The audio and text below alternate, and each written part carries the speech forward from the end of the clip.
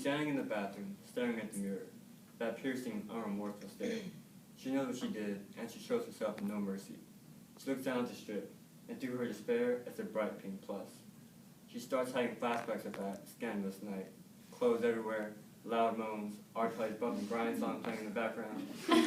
One minute with her boyfriend, the next, a colleague. Wow. I know what you're all thinking. That must have been one menage a trois mixed with a falafel. Well, you're right.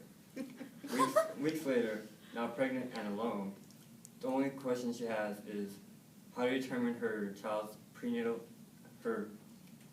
maternity, and what the awful stench is in the room from last night's round 2. Oh my God. As reported on DNAcenter.com in 2012, with paternity tests ranging anywhere between $500 and $2,000, she wants to make sure that her prenatal paternity test is both safe and accurate. Ultimately, today I'll be informing you about the newest and latest prenatal paternity test that is the most advanced technological advancement for the medical field. So today I will tell you about the different kinds of prenatal paternity tests, how researchers developed the newest kind of prenatal paternity test called single nucleotide polymorphism microarray, also shortened for SNPM. And I'll also discuss with you why this procedure is the latest in its kind.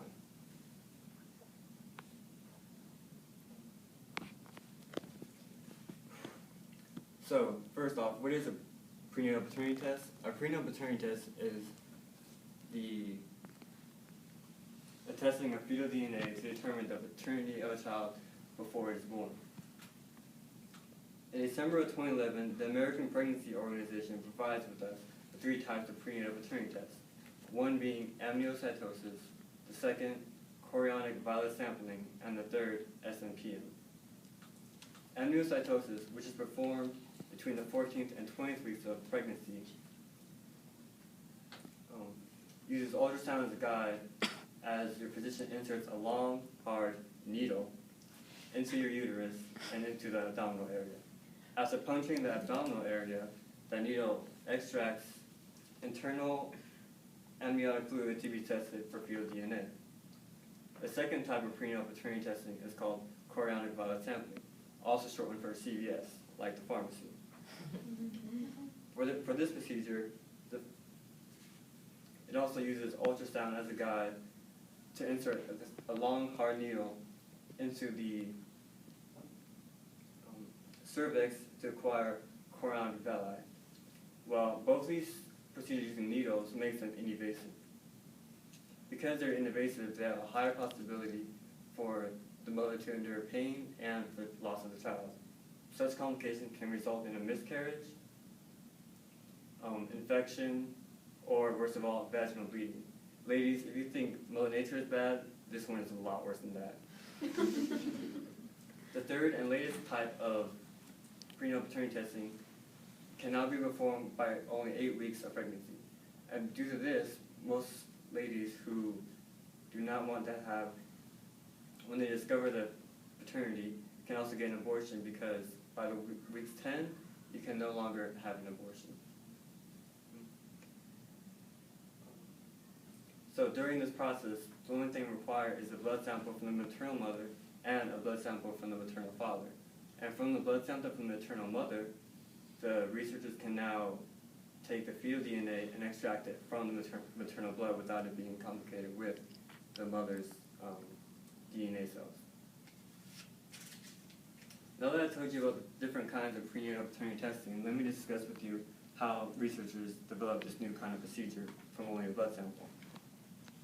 As reported on popsci.com in June 2012, invasive prenatal paternity techniques are nothing new, but to have a non-invasive prenatal paternity testing technique definitely is. NCBI.com of July 2007 illustrates that the SMP procedure works through researchers exploiting cell-based proteins for the ability to provide a chemical blueprint from the DNA molecules it is originally from within the mother's bloodstream. The array's capability to express thousands of genes within a cell allows researchers to generate a single genomic expression. meaning this genomic expression can be analyzed by researchers from the maternal blood sample and be able to differentiate between the mother and the fetal cell's DNA. This allows the fetal genomic expression to be evaluated against the mother's and the potential fathers. As you can see here, that from the maternity that established that these two paternity examples correlate to the mother's DNA cells and the father's DNA cells and from the child's, and the mixture of the two make up the child. Versus on this side, the mothers and the fathers do not match, so you can tell that he is not the father of that child.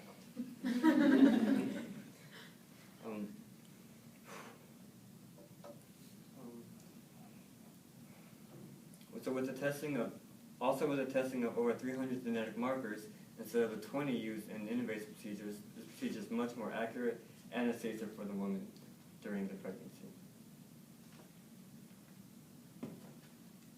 Now that I told you about how researchers discovered this new type of procedure, let me explain to you why this is technologically advanced.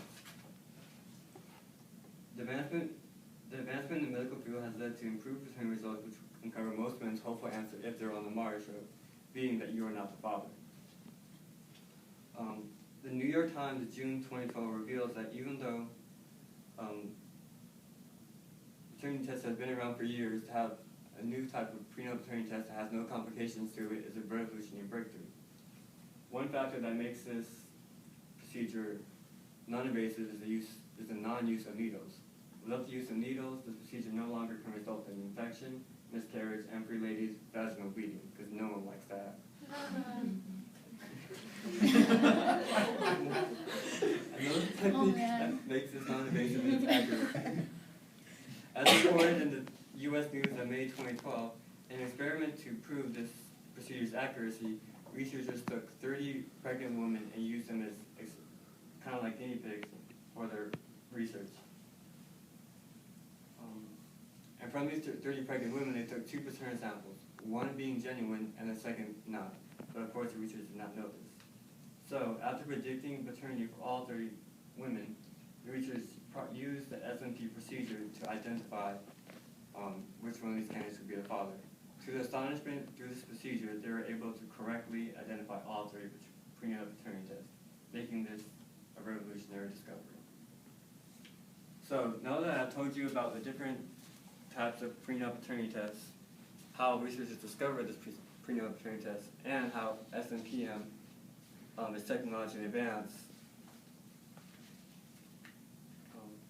you can use this newfound knowledge to inform you or one of your friends that there is a new procedure out there that is safe and non-invasive, which is the best part. Also, for one of our, like the lady I explained earlier, if you want, if accuracy and safety and cost is to your factors, then you can always go on the Mars show for 15 minutes of fame and a free procedure.